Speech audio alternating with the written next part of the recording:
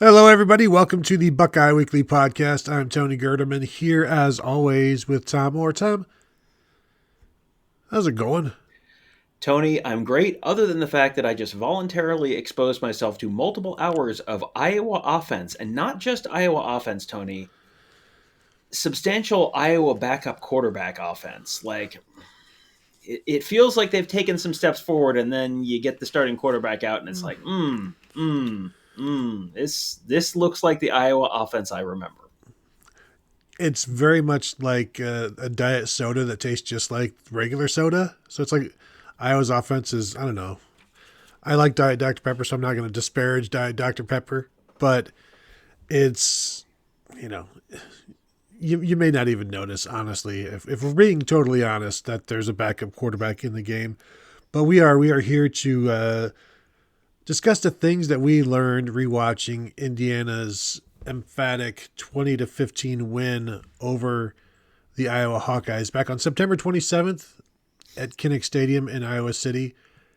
And anytime you can win there, it is a good win because plenty of good teams have not won there. And the fact that this game was tied 13-13 with 2 minutes to go and Indiana had the ball, it's, hey, good job coming out of there with a win, Indiana, because for a while there, I knew they won, but watching this live, it's like when I was a kid and I'd watch The Wizard of Oz, I'd be like, I don't know if they're going to make it this time.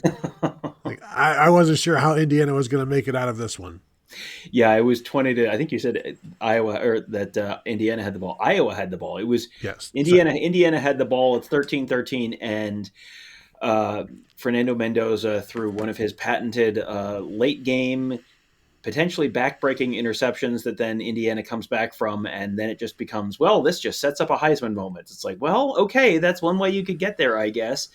But yeah, he threw a late pick, and Iowa runs it back into Indiana territory, and it's like, I know what the final score of this game is, and they're already in field goal range. So how can they? And there's only like 2.5 minutes left, Mm-hmm. and they have the ball. Like, how are they going to screw this up? And boy, how did they screw this up? But we're not here to talk about Iowa. We're here to talk about Indiana. And I guess maybe the first thing I want to talk about is Isaiah Jones, because Ooh. yeah, we hear, we will talk a bunch about their other linebacker, number 4, whose name I have written down here somewhere, who is the one Aiden who, Fisher. yeah, thank you, who is the one who gets all the Mm-hmm. accolades. But and he's great. Like, he by all means deserves all of the accolades. But man, Isaiah Jones is just kind of always around the ball. First drive of the game, he tips a pass that sets up an interception that sets up Indiana's first touchdown. Blocks a punt later in the game. Just kind of always around the ball. I'm very impressed with Indiana's linebackers. They are number 2 in SP Plus in defense, behind only Ohio State. This is a very, very good defense, and that is an opponent adjusted metric. So it's not just, well, you played Iowa, so it doesn't count. Like, no, it is a very good defense. Period. Full stop. And I think Isaiah Jones is someone who probably most Ohio State fans probably have not heard of, and he is a name and a number you are going to need to know for Saturday night. Well, he's my favorite player on this defense, and the 3 games now that we've watched, and 2 that we've watched most recently, and he's only started. I'm just looking at their game notes from earlier against maybe Purdue, and he's only started a few games because he's the third linebacker. So it's either a nickel or him in there. And like you said, he's around the football. They get him. He reads well. He makes plays. You mentioned he broke up a pass, and is just really, really good and solid, and always involved in leading the team in tackles, or right around there. My biggest concern with Indiana and their linebackers is they like to play all 3 of them. And they'll do that even against Iowa and 3 receivers. The They will wide still open play. offense of the Iowa Hawkeyes. So it's like, well, you could play 4 linebackers and you'd probably be okay. But you're watching this game and they're playing 3 linebackers, and it's like I wonder if they're going to be able to do that against Ohio State. And sometimes it'll be 3 down linemen and the 3 linebackers. Other times it's just a straight 4-3 or 5-2. And I understand why they want them all out there, but I don't know how well that works against Ohio State, except for the fact that Ohio State will be in a lot of 12 personnel. But then when they're not and they're in 11, you can't be operating with a linebacker over Brandon Ennis, or God forbid you move Carnell Tate or Jeremiah Smith into the slot. That's not going to work for you. So I will be interested to see what their base defense is against Ohio State and how much they do, changing their fronts and trying to keep their linebackers out there. I understand why they want them out there, but at some point you're going to have to remove one of them, I think. And again, Isaiah Jones is my favorite guy on this defense, so I don't know that I would remove him, but they tend to do that. Yeah, as soon as I turned this game on, I was thinking I should just watch half of this game, because absolutely nothing we see from the Iowa offense and Indiana defense is going to have any bearing whatsoever on what we see against Ohio State, because this is a conservative run-first offense with a largely run-first quarterback, a not particularly talented group of wide receivers. It's like, well, I guess technically they're playing the same sport as Ohio State on offense, but only in the most strictly technical definition. So, yeah, I think we're going to be talking a lot more just sort of personnel stuff rather than schematic stuff, because it's definitely going to be a very different look from what we'll see against Ohio State. We'll probably get into more of that when we do the Oregon rewatch, get a little more potentially overlap there schematically. So let's flip over to the other side of the ball real quick. I want to talk about Omar Cooper. He's someone who I feel like is another guy who you don't hear nearly as much about him as you do about some of their other guys on offense. But man, he is. I wrote down like Elijah Surratt is the guy. Like if you ask someone like name an Indiana receiver, everyone's gonna say Elijah Surratt. Omar Cooper is. I don't know. Is he like Brandon Ennis with a higher usage rate? Like he's kind of a small, a little bit of a smaller guy, but just really just a guy that is kind of always open. He had the touchdown on the opening drive for them. Just kind of constantly was around the ball, constantly was kind of getting open, making tough catches. He's shifty. He can make you miss in space. I think they tried to run an end around to him at one point, and he looked like he was going to get tackled for an enormous loss and only got tackled for a short loss or a short gain. But he's someone, number 3.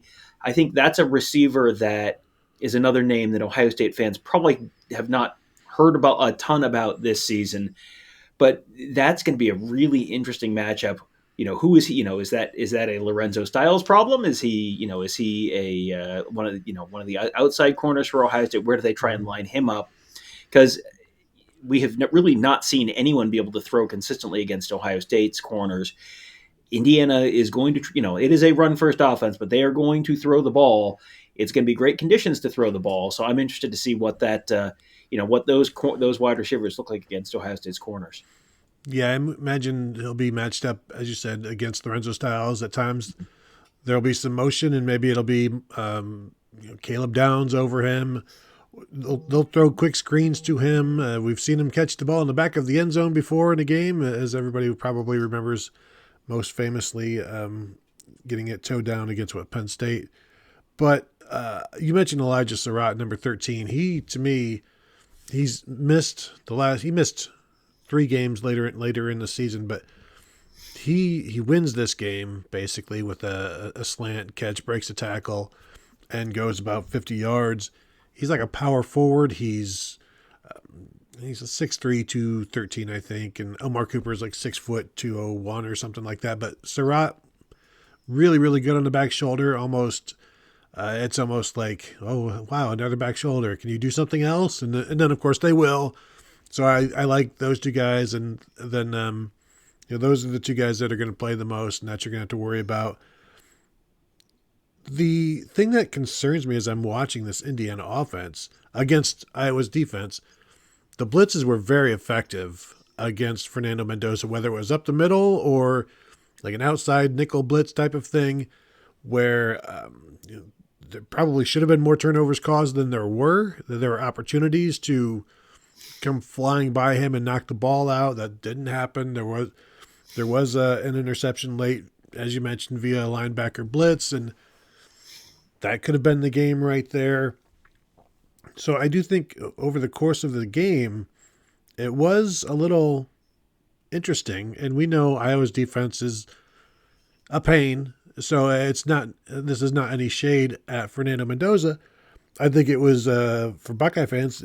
It's good to know that he can be gotten to both as just in terms of getting through the line and the protection, and then also he'll see you and be like, his accuracy wanes once he sees that pressure coming. So he was not perfect in this game.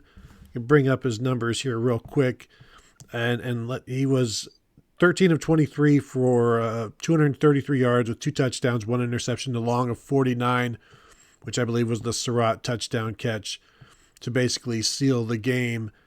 And Surratt and Cooper, 10 catches, 17 targets in this game, to give you an idea that they'll be heavy rotation, but you can cover them a little bit and you can rush him a little bit. Yeah, and just to put this sort of in context for people who are not remembering exactly when this game happened, this game was happening at the exact same time as the Ohio State-Washington game. So this is the end of September, and some stuff has changed since then, but you do see, you get pressure in his face, and this is not unusual for quarterbacks, but you get pressure in his face, and it's some of the same stuff we talked about with Bryce Underwood last week when we were previewing the Michigan game. You get pressure in his face, he doesn't step into the throw, he'll sort of float it sometimes. That was exactly what happened with the interception. And, I think this is a good sort of proxy for the Ohio State defense. It's obviously a different scheme. There's sort of different levels of talent there, but Iowa is number 7 in defensive SP plus this year. Oregon, which we'll preview the next time, is number 5 in SP plus on defense, and the Buckeyes are number 1. So these are sort of comparable defenses, not necessarily schematically, but in terms of just overall level of play, somewhat comparable. And you did see some pressure there, and you did see that Fernando Mendoza is great sometimes, but he'll sometimes if you can get him out of rhythm and you can keep him in the pocket, then you can he will make some mistakes, and that's something that the Buckeyes may be able to take advantage of. The problem is when you don't keep him in the pocket, because he will, if he can throw on rhythm, and it's a very RPO heavy offense, and if he can throw on rhythm, lots of slants, lots of back shoulders, just sort of quick stuff. But when he gets, when he can throw on rhythm, great. When there is room to run, he will take that room to run. He had multiple times when, they had a couple design runs, but there were a couple that were just great scrambles, like really, really good scrambles. Picked up, at least 3 first downs and nearly had a 4th one. And Xavier Wampa, the Iowa safety, who Ohio State fans will probably remember from recruiting several years ago, just leveled him, absolutely leveled him. I watched him and thought a lot of the same stuff that I thought watching Bryce Underwood all year, which is like, you are very important to this team's offense. I don't know that I would want you taking that many big hits. He got sacked a couple times. That was the biggest hit he took all day. Was, it was a 3rd and long, and he was trying to get to the first down marker and missed it by about a yard and got drilled and slid in the sideline and crashed into one of the equipment carts or something on the sideline. He came up with a big bloody elbow, and it was a whole thing.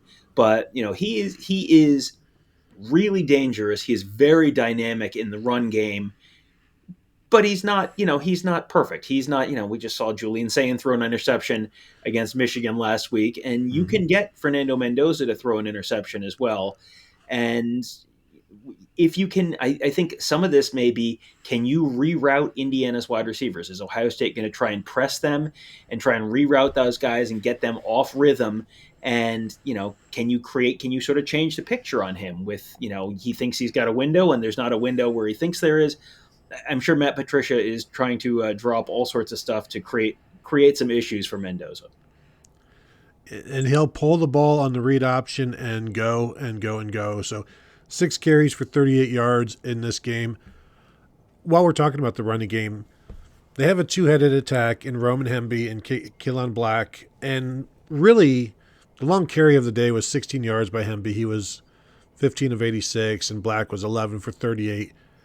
You've got 2 guys that aren't super dynamic. Which is interesting that they did the game in this game. They rushed for 173 yards. They lost like 40 something yards on the last play of the game when Fernando Mendoza is running for a safety to on fourth down to end the game. But like neither of these guys are necessarily big play guys. They've got 5 rushes of 30 yards or more this season, which is the same number that Bo Jackson has. So it's just interesting to me that this is such a good running game, but it's not built on home runs. This is the 85 St. Louis Cardinals basically, and there's no Jack Clark. It's basically just a bunch of singles and doubles and Vince Coleman and Willie McGee for a perfectly fine 40-year-old reference. But I think these running backs are fine.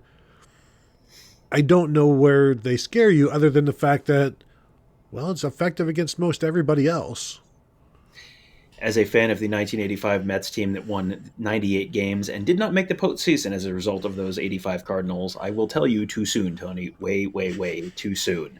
Where I think the running game scares you is that they are hard to get down on the ground. They may not be home run hitters, but man, oh man, are they hard to get down. Kalon Black, number 8, there was a 3rd and 2 where he just looked like he was stopped dead in his tracks and then just broke the tackle and just sort of fell forward for the first down. Roman Hemby had one where it looked like he was bottled up for a loss and just sort of bounced off 2 guys and picked up 4 or 5 yards. There was another one right before halftime where it was something like that, where they are hard to get down. And then when you do get them down, unless you really square them up and drive them back, they're going to fall forward for another couple yards. So that's going to be 3rd and 2. If you've got someone in there, you got to get them down on the ground. Because these guys are very, very good at, it looks like you got him, it looks like you got him, it looks like you got him, and then they fall down, and it's like, wait, how did he get a first down? They were like 3 or 4 of those, and this is Iowa. This is Iowa, which is, Norm Parker. So they do the stuff that they do, and it's not super flashy, it's not super complex, but man, oh man, are they fundamentally sound, and that's just what they have done for years and years and years and years and years. And even Iowa can't get these guys on the ground. So that to me would be where they would scare you in the run game. One thing that would worry me a little bit if I was an Indiana fan is I don't love the right side of their offensive line, Tony. Bray Lynch, 74, the right guard. He gave up a sack at one point. Khalil Benson, the right tackle. They were slanting on 4th and 1, and defender just got right between the right guard and right tackle. It was Benson's guy, just got right inside him for it and stopped him. Then later, a guy got around Benson and hit Mendoza's arm for an incompletion, and then they got stuffed on 4th and 1 later on what looked like a bad RPO read. It just, we're watching this, and you know the names of all these offensive linemen, and like Carter Smith, the left tackle. I haven't once thought, oh boy, that wasn't a good rep for him, or Pat Coogan, the center. It's like, oh yeah, it's fine. But every time I'm writing down like, yeah, that wasn't a great rep for someone, it is right guard and right tackle, and I probably don't need to explain to Ohio State fans who've watched this whole season, like, well, if you have some inconsistency on one side of your offensive line, that can sort of derail you in some key moments. Yeah, the left guard Evans gave up a sack in this game as well, and they've had some movement over the year at left guard, and Zen Maholski being one of the guys that has played there this year. Ohio State fans will remember. And I'm just looking to see if there's anything else that I wanted to mention about the offense. Roman Hemby had a fumble in this game. I don't know that he's a fumbler. But one last thing on the defense that I did want to touch on, because I think there was a play, the interception towards the end of the game. It's a drop on a slant, and I think that slant goes for a touchdown and makes it 20-13 in Iowa with 2 minutes to go or whatever. And to me, that's a play that Ohio State will make. And there are other plays that Ohio State will make in watching this defense and seeing some open zones and things of that nature. But yeah, overall, what can you take from a defensive performance against an Iowa offense that is not Stone Age, but they ain't found fire yet? Maybe not much, but you can see some possibilities of, maybe right in there and maybe over there, Ohio State might have some success. not the Stone Age, but like maybe the Dark Ages. They've not reached the Renaissance yet in Iowa City in terms of offense. That's for sure. The last two things I had were both kind of how aggressive Indiana is. Indiana does not have just the pure total talent just in terms of who is going to be standing next to Roger Goodell on a stage next April. Indiana does not have the talent to just sort of sit back and go, well, we're just going to let the talent win out. They are going to make stuff happen. And sometimes it ends up backfiring, but man, right before halftime, they got the ball with 22 seconds left on a kickoff. And, normally that's a kneel it out. That's a, well, we'll run the ball once end of the line. Nope. They just boom, boom, boom, boom, boom. Went down, got themselves into field goal range. There was again, you're making stuff happen. You're completing passes, but there was also a roughing the passer call that got them into field goal range. And that's a mistake from Iowa, but it's Indiana putting you in a position to make a mistake. Kurt Cignetti does not screw around. He is looking for every little edge he can get. I feel like this is going to be the coach that does not get to defer to the second half is going to be so mad because these feel like two guys who really, really love and appreciate the middle eight. That feels like that's going to kind of be an underrated storyline. And then they blocked a punt. They did it against Illinois the week before this. They blocked a punt here. And, it wasn't like a block and knocked it back. They just kind of tipped it, but it was just that's an opportunity to, okay, you just saved yourself 20, 25 yards of field position. They are going to look for all of these little edges, and they're going to do everything they can to capitalize on those. Yeah, I also wrote down that the end of half thing. They started with a draw and went for like 20 yards with 22 seconds left. And it's like, well, let's see what else we got. And then they got help. Don't help. Hey, guys, don't help. And then maybe you'll be okay. But Iowa went full Sparty and then did what they could do to help. So I think we're good there on the – and there was no D'Angelo Pons in this game starting corner, so we'll see him later, I'm sure. But there you go. That's what we saw when we watched the 20-15. How did Indiana pull this out? Last point. Indiana does a great job of getting punched in the face and then stepping right back up and punching back and then ultimately winning. They've done it all year. They did it in this one, and I think they like the taste of their own blood a little bit, and it just gets them going. So just remember that one, that you're going to have to punch them more than once in the Big Ten championship game and then probably just keep punching. So that will do it for this episode. If you could hit the thumbs up on YouTube, we'd appreciate that. Subscribe to the channel. It is Indiana week, Big Ten championship game week, so you know what we've got in store here for you at the Buckeye Weekly Podcast. Bunch of stuff. Tom's got a bunch of stuff at the Buckeyes Tomorrow Morning podcast as well. Subscribe to both of those. Continue to find us at BuckeyeHuddle.com, talking about all of these things and much, much more. So that will do it from here. Thank you all for tuning in, and we will talk to you all later.